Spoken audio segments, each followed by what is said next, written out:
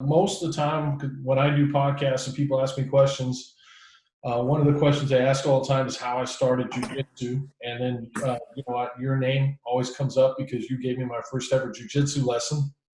And I actually remember after you gave me that first ever private in Brazilian jiu-jitsu, you looked at me and said, you're hooked now. You're going to be doing it forever. And here we And are. you were. I was 20 right. years later, you were 100% right. But I figure that's a good place to start talking to you, because I've never really talked to you much about that before.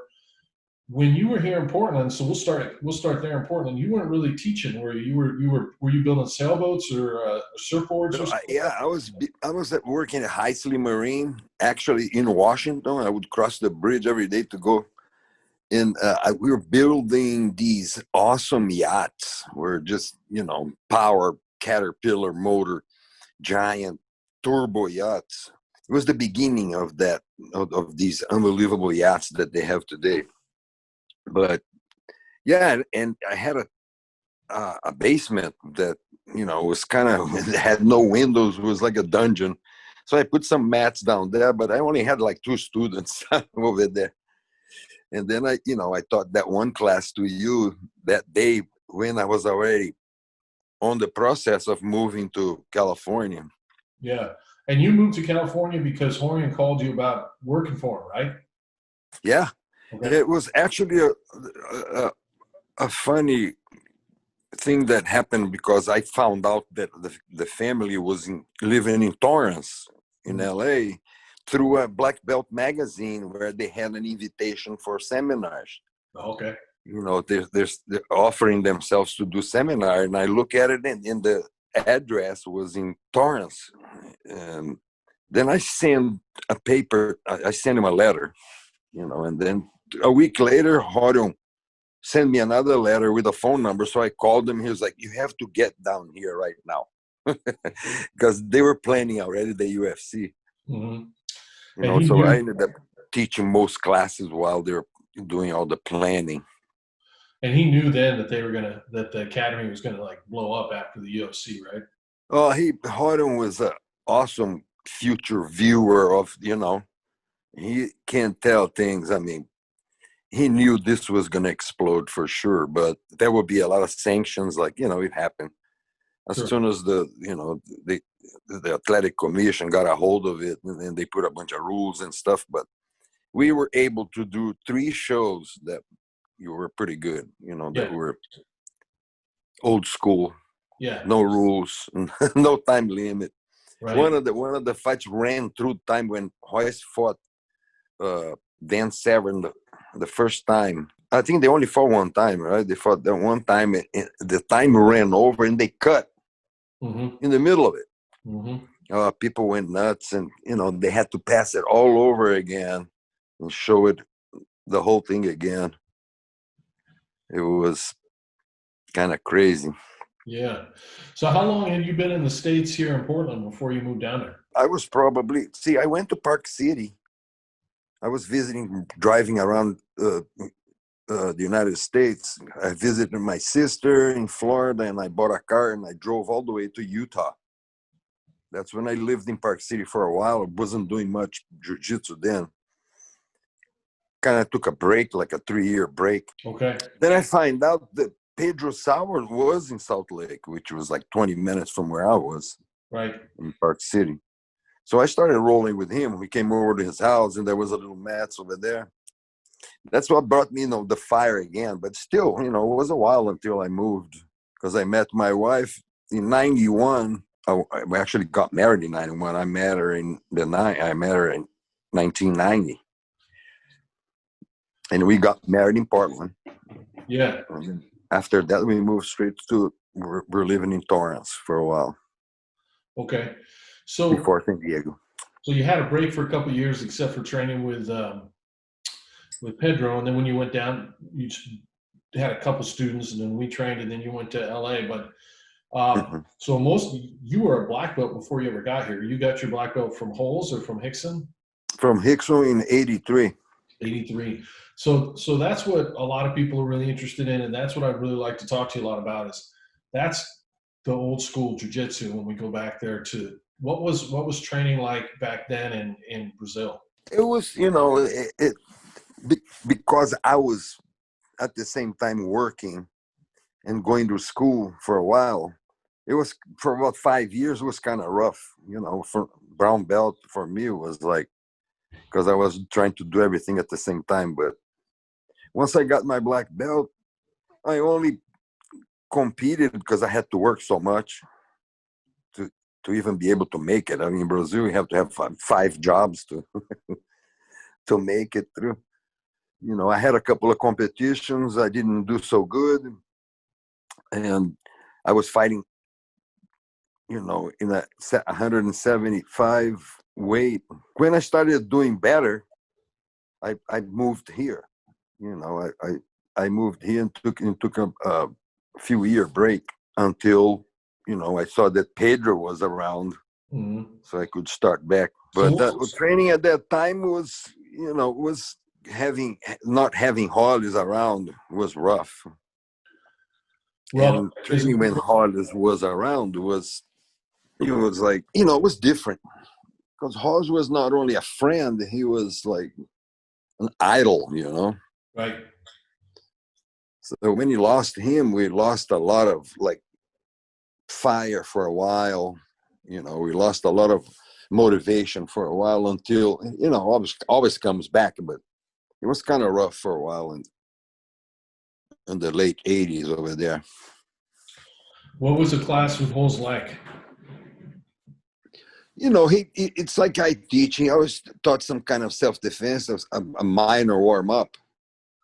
And then some self-defense movements, and a position on the ground.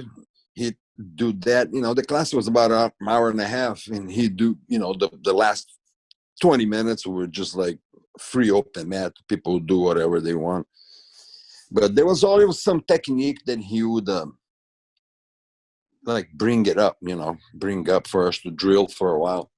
And that's how I learned, I pretty much learned from him and Rickson. Pretty much everybody in the family teaches the same way. It's pretty much a tradition, I see a lot of the classes today are very limited to just a little one thing.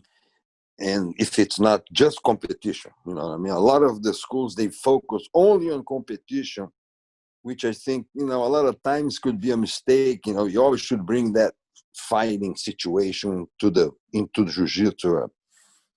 Even though, I know that you have a competition team. I had a competition team that kind of melted away with this, but I love competition, don't get me wrong, but this is still a martial art, right? So we always have to go back there. And right. What are you going to do if somebody decides to punch you in the face? And I think that's the awareness of that already is, very important to throw it in there. Yes. I've heard rumor or stories that Holz was largely responsible for developing the open guard. Yep, I think so, because his guard was so unpassable that people would just tire out before they would pass. And he used the open guard a lot, spider guard, and all the stuff that they have a name today. At that time was just called open guard. His open guard was unpassable. He let you pass, so he could see what you're going to be on the side, and what are you going to do on the side. But if he didn't want to, he wouldn't let you pass that guard, and sweep you. But one thing that the elders, let's say Hélio Gracie and Carlos Gracie, they would never teach you turtle.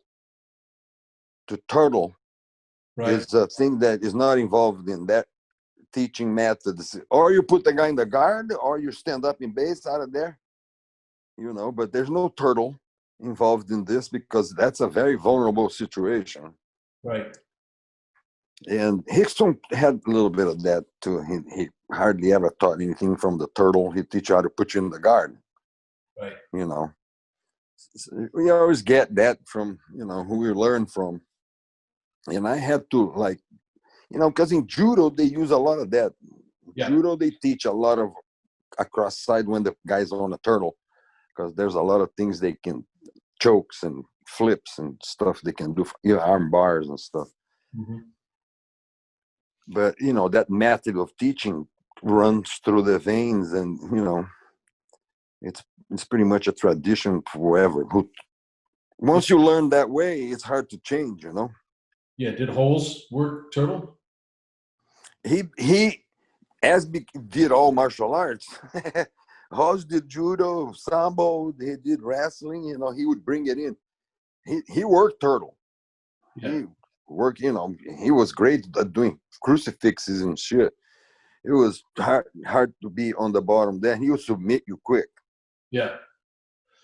And you mentioned Rickson a couple times, and everybody agrees. And I know you and I had talked about this before, that his jiu-jitsu was kind of at a different level. What do you attribute that to? If the techniques are the same, is Rickson doing a different kind of jiu-jitsu? I think he got so deep into the perfect technique, the angle of the body and the grips that you should use, and he got working on that his partner doesn't matter who he is. You know what I mean? Right. His timing is so perfect that, especially now that he got better, he's gotten better because he did that surgery. Yeah. I mean, I did the surgery and it was amazing. I should have done that surgery 5 years ago, and I think that that's why his jiu-jitsu is so much.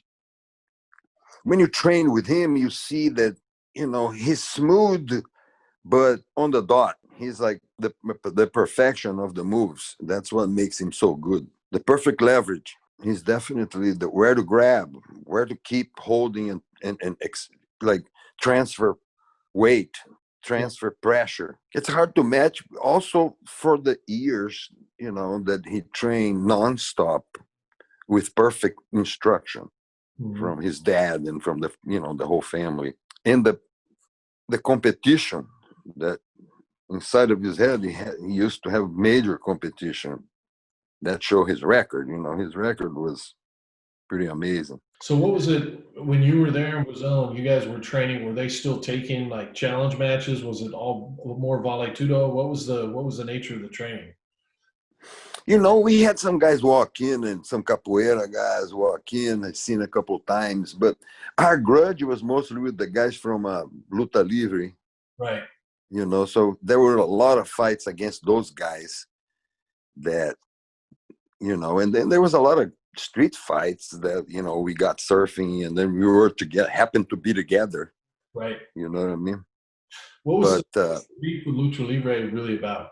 That grudge was Marco Ruas and, Hugo Duarte and the real tough guys too. I mean, I'm not saying, can't take the credit away from those guys. They were tough, but it was ended up being like a in the beginning it wasn't so friendly, but ended up being friendly later, because Rickson fought all those guys and then looked to fight some other guys. That's, I think, one of the reasons he came here to look for other challenges, because in Brazil, nobody wanted to fight him anymore after he fought Zulu. And we were just like a following. We just follow him everywhere because, Rickson was just like, if it wasn't for Rickson, probably I would have quit with Hollis dying because, it was so rough. He pretty much brought us back, me and Alvaro Romano and, and that little crew that was just like not only Hollis's friends but students also. What do you think is the biggest thing that's lost nowadays? I mean, jiu-jitsu's exploded. You can't find a city in America, a big city or even a middle-sized city that doesn't have a BJJ school now. It's so different. And if you could pick one thing that you think has been lost or is getting lost, if there is such a thing, what would you say that was? I think that should be a standardization in the black belt promotion. A test, because, I know my black belts. I know they're all my friends. I know their family. I know their wives. And I have 60 of them. Right. I have 60 black belts. And I can guarantee that any of those black belts, you can ask them a question about anything that involves most of the self-defense, most of you know, basic jiu-jitsu, or even the more complicated, you know, the lassos and this stuff that they do today, that they'll give you a pretty good answer, you know. But sometimes people come to visit my school because my school is pretty famous, so I get a lot of guys come visit, and I see really highly ranking guys that really shouldn't be there yet. You know, they got their belts kind of early, I can tell, because of their naive decisions, you know, while fighting. Yeah. You know what I'm trying to say? It's hard to explain. But, you know, now I watch a lot because, you know, I train maybe twice, 3 times a month. But even though my hip is really good, my old injury elbow came back to haunt me, like, you know, a few times just now, you know, because my hip being pretty good, I decided to train a little harder. And that didn't work. Yeah. You know, being at 65 years old, I mean, I got to just be happy with what I can do and just, you know. But another point, you're 65 years old. You've been doing jiu-jitsu a lot longer than almost all of us, and you're still training. And what advice do you have for people? Like, I'm 51 now, so I'm getting up there. you look good, man. How do you still train with the young black belts? What's your secret? Yeah, it's rough. You know what? Keeping moving is important, you know, and always stretching and having a routine of exercise I recommend. Yeah. Because that kept me going for many years, you know, having that routine, not drinking booze and, you know, not smoking, and trying to maintain a healthy food habits, you know, a lot of greens and fruits. And I think that helped me a lot because, and that's an influence from the Gracie family because, you know, they actually taught me how to eat that way. And it's really good. I mean, it's like, I recommend to everyone to eat like they eat, you know, which is, you know, they eat everything. People think it's like, oh, that diet. No, they eat everything. What they don't do is eat in between meals at all. Like, you drink water in between meals and that's about it. You know, like 4 hours in between meals. But when you eat like a horse, you know. And I think that's one recommendation I have to young guys that want to maintain, you know. And then on the training field, train with somebody that's not going to hurt you, you know. I mean, I can train with you. I know you're not going to hurt me, you know. Right. I can train with Orlando, the guy in my academy. He's 340 pounds. And I know he's not going to hurt me, you know. Come to you know, we actually train hard, and but he won't hurt me. So that's important to you. You have to have a real judgment of who you are and not think that you're Superman. Right. Otherwise, you know, if you can train every day, I recommend, you know, I have some injuries that don't allow me that, but if you don't have any injuries that will keep you from doing that, training every day would be the best thing you can do, probably, to maintain your body. So I know you've talked. I've watched you online complain a lot about, like we all do, about the IBJJF. And you and I have talked, and you mentioned on here how important you think the self-defense and the fighting part of jiu-jitsu is, which I believe as well. I mean, even when I started in the 90s, it was still mostly Vale Tudo, I think. It was always, the idea was always that the other guy could punch you. So that's very important. But on the flip side, is there anything you see coming out of that IBJJF kind of culture, maybe modern competitors or other things that you see that have brought something good to jiu-jitsu besides just the volume of people? You know what? The guys are incredible. When you watch those guys, they're incredible nowadays. I think from the weight of 170 and up, you know, the small guys, they still do a lot of sitting down and trying to, you know, sometimes the fight can be, but even like that, the top ones, they're unbelievable to watch. How fast, strong, endurance, you know. But I see their jiu-jitsu is very, what can I say? We used to go for the submission, right? And a lot of fights that I watch today, they just want to manage, because the fight now is, it's going to be 10 minutes. They really have to manage the time. And before, we just went at it. If we died, we died. Right. But that was more like that, I think. Nowadays, they manage a lot. So Right. the fight can become slow for a while. Right. So now it depends on the referee to hurry that fight up, go over there and say, hey, man, come on, or penalty to the guys, I've seen guys win by penalties, that they have so many penalties and the other guy has less penalties and then he wins. And that bothers me a little bit, because I was from the time that you would go to death. If they killed you, it was an honorable thing that you did, Because you were trying to finish. Yeah, you're always trying to finish. And if you got shut down, then, that's okay. I mean, you tried your best. Right. But, you look at the bigger guys today, they go at it hard. Yeah. The bigger guys, they go at it hard. There is no much stalling in them. But I think that they're awesome. Tell you the truth. The guys nowadays. Now, there's the guys that are dirty. They take stuff and they, those guys, to me, they once they're dirty, they're cheating. To me, a lot of people don't think that same way, but to me, if they're all dirty, they're all cheating. So you're talking about steroids? Yeah, I'm talking about steroids. So for me, none of their accomplishments while they're on the juice, to me, they really don't have much weight. You understand what I'm saying? Yeah. It's just the way I think. I mean, the guy's like, oh, but I'm fighting a guy that's on it too. I said, so both of you are cheating. Because you're going to find one guy that's going to be, not cheating, and then probably be disqualified, or, you know what I mean? Or won't have the power, or won't have the strength, or won't have the Superman qualities, that the guys that are cheating have. Right. So I'm against that highly. And I think that all federations should test prior, and ban people, because they need an example.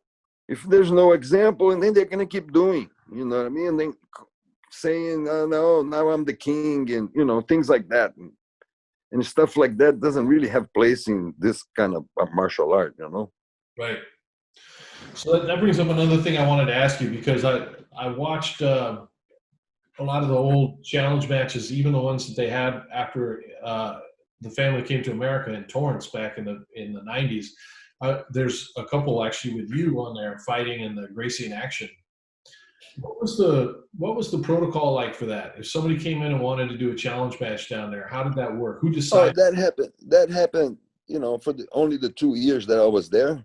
That happened over 50 times. Guys just walk out the street and say, hey, you guys fight here? You do slap boxing? Or or there would be like a phone call, and then they would set up something. It happened constantly. And then we just, open up the class and have everybody against the wall, and have the guy pick somebody, So he got to pick. He got to pick, and he generally picked Rickson or pick Royce or somebody that actually was gonna crush him. Right. One time they picked Dave Kama. You know who this guy is? Dave Kama. He's one of the Rickson guys. Yeah. And the guy that was fighting him was like a Golden Gloves boxer, and the guy was like, I can't hit him. I said, well, he can't hit him because he moves. But the guy was actually, good sport guy, and I think he signed up, because a lot of guys, they kind of got pissed off because we beat the shit out of them. Right. And some other guys actually signed up, Yeah. And the ones that signed up were the smart ones, obviously, Right. Because if that happened to me, I would sign up. That's what happened to me. I signed up. Yeah. Of course. Yeah. That was the point. That's the whole point. So we talked about longevity. We talked about Rickson. We talked about the challenge matches. We talked a little bit about the stuff that you've seen in jiu-jitsu that's changed that you don't like. if you had one piece of advice before we close it up today for all that, like every day there's, which is a good thing, there's hundreds, if not thousands of people, new students that are starting jujitsu now. And they're beginning their journey and they'll be there 25 years later. What would you tell them? See, these people, they really, before they go into a school, they really have to do their research, you know. They have to see where the lineage come from, and it's a good idea because, you know, there's a lot of people that are okay out there. But in a situation like this, you probably don't want just the okay guy, you know. I think Right. you want the guy that's like, is going to really help you with what you have to ask him, you know. And you have to see the atmosphere of the school. So now you can try, you know, you can feel the school, and you know, I recommend that because there's a lot of people now, they have attitudes, and you know, they have that tough attitude. You don't have to have that, you know. People come to my school, they love it, you know. I kick out guys that are like that a lot. Guys, my own students screen them out, you know what I mean. Yeah. Guys that have this knucklehead situation that they think that they have to be tough, and they you know, everyone's tough, you know, inside their possibilities, you know. So that's I'm a school. I'm not a proving grounds. When I Right. see people trying to transform the school in proving grounds, I have to have a talk with the person. So I bring the person to the office, and you know. So I recommend the new students, of the new people that are very interested in Brazilian Jiu-Jitsu, to do a research before they go into that commitment, you know, because sometimes they'll sign a contract and they will be stuck. Right. Like I have a lot of students come to my school and say, "Oh man, I didn't know that Jiu-Jitsu was like this, because this school was like an army, and you have to do this and you had to do that." I said, no. I teach Jiu-Jitsu the way I was taught, where there's respect, there's, you know, but you don't have to bow to me. You don't have to bow to anyone in here. You know, a handshake like I did for 30 years is good enough, and a look inside the eyes, you know, I can tell. And that's good enough for me, you know. I've had over 4,000 students come through my school. And, you know, I have many champions, many guys that became really good in Jiu-Jitsu, and they're all nice to everyone. You know, they're very nice people. Everyone that gets in contact with them, they say, "Oh man, that guy was a nice guy." I said, "Hey, hopefully I can do that to people. You know, I can transform people into nice guys." That's my, you know, I think that's a great thing. So research before you go into that commitment. That's awesome. That's a great answer. Fabio, thank you very much. Matt, it's always great talking to you, my brother.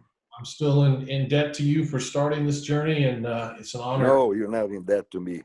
As soon as I get settled, I'm gonna send you my address. Yeah. And you're probably pretty close, you know, not too far. And you can come, bring the family. I'm gonna have some mats. We're gonna play, you know. And whenever you feel like you can bring me up, let me know. Anytime. I'll come up and do a seminar. Absolutely. For the guys. I love your guys. Your guys are out highly, you know, in my book, they're up there. They're awesome. That means a lot. And we'll have, as soon as we get over this COVID thing, we'll have you out here. Yes, definitely. Thank you. Take care of yourself. All right. You take care.